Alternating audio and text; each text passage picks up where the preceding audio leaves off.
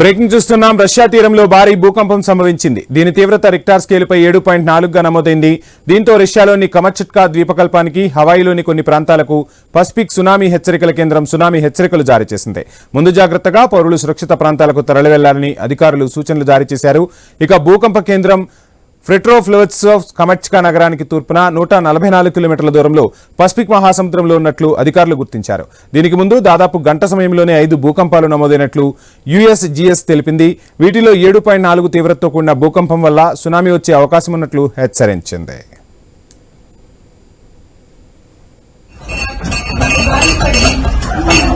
Нормально, ты что? Да, я вижу, что нормально.